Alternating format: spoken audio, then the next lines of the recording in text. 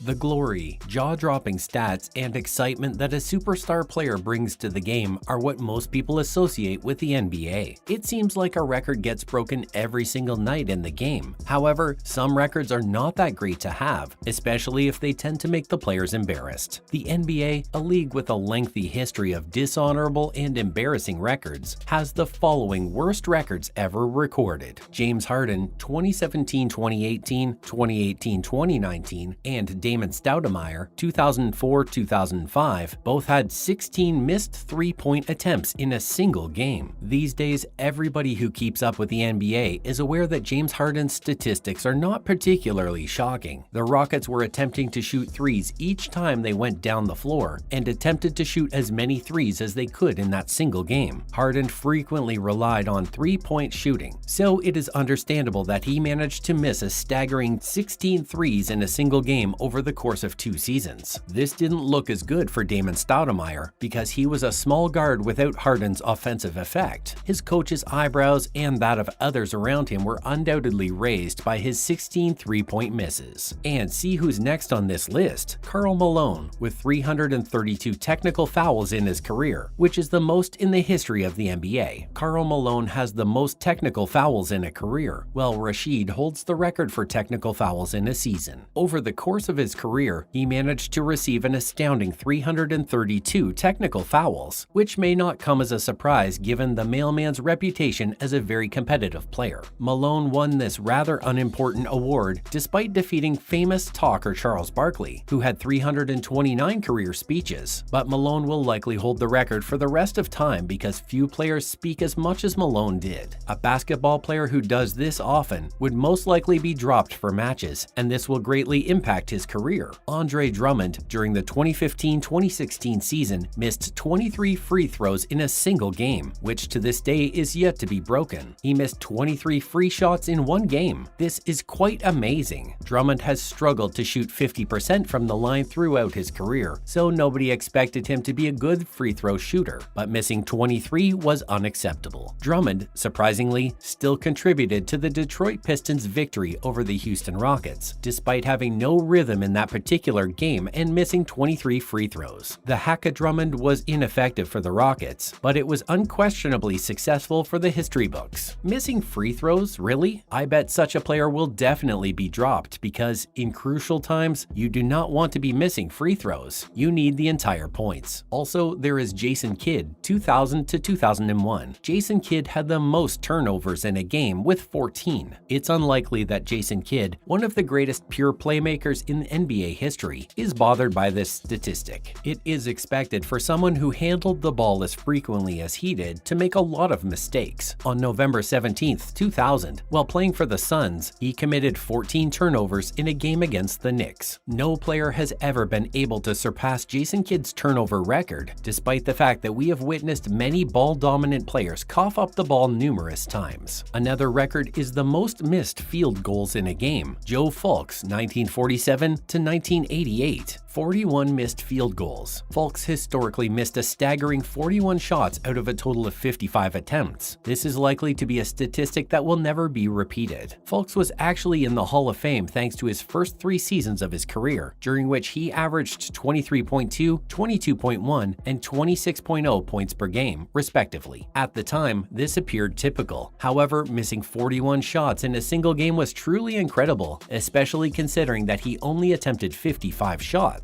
Joe Fulks played for the Philadelphia Warriors at the time. Even though Fulks is a Hall of Famer, this record won't be surpassed anytime soon, and even if it is, the player in question won't likely have a job the following year. We also have Ben Wallace, who had a 41.4% free throw rate, has the worst FT percentage in NBA history. Ben Wallace was well known for his defensive abilities. His attacking game was essentially non-existent. He was known to occasionally miss layup attempts and was unable to shoot from anywhere anywhere on the court. Wallace makes a strong case for being the greatest rim defender of all time and is a candidate for the Hall of Fame. It is genuinely astonishing how someone could be so bad on offense, yet dominate. His free throw shooting, though, was terrible, even poorer than Wilt Chamberlain and Shaquille O'Neal. Yes, Shaq was one of the best paint presences in NBA history. He had no trouble posting up on any player in the league. His signature maneuver was pinning a player to the ground before whirling around and slamming it down on their heads, yet he hardly ever made 2 consecutive free shots. This just shows that even the great have their own flaws. They just find a way to live with them. Wallace could hardly be relied upon to make any free throws, as his shooting percentage of less than 50% was very embarrassing. Another notably embarrassing record is that of the Chicago Bulls. The worst field goal percentage in a game, team, and lowest score, 23.4%, 1998-1999. We've been talking about individuals' worst records. This one is a record made by a team. The Chicago Bulls scored 49 points in 1998-1999. The Minneapolis Lakers were defeated 19-18 by the Fort Wayne Pistons in 1950, in the game with the lowest score of all time. But since that was a very long time ago, we're switching this one's parameters to the three-point line era, 1979-80 onwards. The Bulls were the team that messed up the most during that time span, scoring a record-low 49 points in a 33-point loss to the Heat in their first season after Michael Jordan permanently left Chicago. On that particular night, the Bulls had a field goal percentage of just 23.4%, while shooting 18-77 from the field, including 0-9 from 3. A few years later, the Spurs actually came awfully close to breaking that mark against Toronto in February 2002, when they shot an equally dismal 23.9%. Amazingly, that was still enough to defeat the Raptors, who were also having a terrible time shooting 33% and forced overtime. In the end, Toronto prevailed by 6 points, 80-74, after 53 minutes of dreadful basketball. Also, John Mankin had a 27.2 field goal percentage, the worst in the history of the NBA. There probably won't ever be a field goal shooter with a worse percentage than John Mankin. Although scoring under 30% is highly terrible, that is what people will remember this athlete for. Mankin, a center who stands 6 foot 8 inches tall and has a career average of 5.8 points per game, is undoubtedly one of the players most likely to be forgotten. Unfortunately for him, a center in the NBA today cannot achieve his 27.2% field goal shooting rate. And there is Charles Barkley, who has the worst three-point shooting percentage in the history of the NBA, minimum 2,000 attempts, 26.6%. In fact, there have been players with less than 10% three-point shooting, but it was likely because they only attempted a few times over a season. But Charles Barkley is the worst three-point shooter in NBA history, with at least 2,000 shots, which is a lot. He just had a mid-range game, and his range was fairly constrained. Barkley intended to control the post, and he succeeded admirably in doing so. According to Charles Barkley, one of the greatest power forwards to ever play the game, he will not enjoy being the poorest three-point shooter in the history of the NBA. Next is the most time spent without a point was 28 minutes and 46 seconds by Joel Anthony, 2010-2011. Greetings from Club Trillion. As much as it might seem like a pricey nightclub, Club Trillion is really a nickname that former Ohio State walk-on Mark Titus came up with to describe when a player substitutes into a game but doesn't record any statistics at all, causing their box score to read 1 minute played followed by a series of zeros. The amount of playing time doesn't actually have to be 1 minute, it just helps with the catchy name. Joel Anthony was the man who had the unpleasant privilege of being named this club's president. LeBron James, Dwayne Wade, and Chris Bosh all took shots for the Miami Heat in the 2010-2011 season, which resulted in tons of offense. Joel Anthony only needed to be tall and rebound the ball. Nothing else was required of him. He made it painfully evident that scoring wasn't even close to being on his list of priorities, as he went over 28 minutes of play without recording a single point. Anthony had virtually no opportunities to score and served mostly to support James, Wade, and Bosh's offensive efforts in the paint. It is truly amazing that Joel Anthony went for nearly 30 minutes without scoring a point, but it did happen. We have presented you with some of the worst records in the history of the NBA. I bet that you were even shocked at some of the records, but the truth is, it really happened. We look forward to players who will break these records. Subscribe and like. We'll see you in the next video.